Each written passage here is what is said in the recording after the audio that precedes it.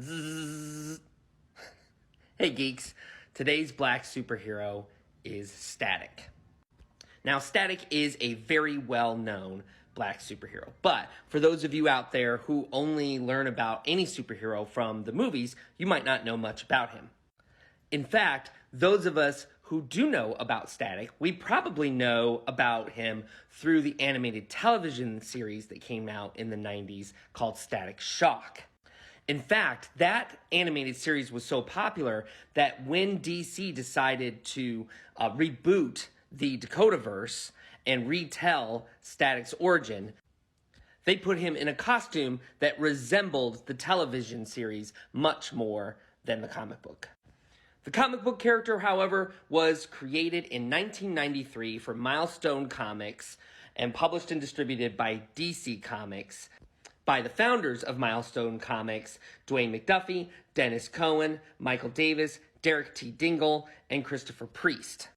His very first appearance is in a 3-page preview in Icon #1, but his first full appearance is, of course, in Static #1. Milestone creators wanted Static to be based off of the story arc and character type of a Peter Parker Spider-Man. So Virgil Ovid Hawkins is a big geek, particularly for popular culture. He often visits the comic book store, and he's somebody that a lot of high school geeks could relate to, particularly if they're black. So I like to look at Static and consider him to be the Miles Morales before we had Miles Morales. Virgil Ovid Hawkins was named after Virgil D. Hawkins, who is a black man who was denied entrance into the University of Florida's law school due to his race in 1949. His superhero name, Static, of course, relates to his powers, but it's inspired by the song Static by James Brown. Static's powers include anything to have to do with electricity. Like, the list is so long. If it involves electricity or some sort of electrical type of power, dude can do it. Virgil gets his powers in a really interesting way. There's a gang fight that's happening that Virgil gets caught up into, and when the authorities arrive, they douse the area with tear gas that includes what they think is a harmless radioactive marker so that they can track everybody down and make the arrests later. But what the cops don't know is that the marker had been further spiked with an experimental mutagen called quantum juice. This event is referred to as the Big Bang, which is what gives a lot of the superheroes in the Dakotaverse their powers. All of the characters from the Dakotaverse become a part of the mainstream DC universe after the events of Final Crisis, while a part of the DC universe, Static ends up joining the Teen Titans.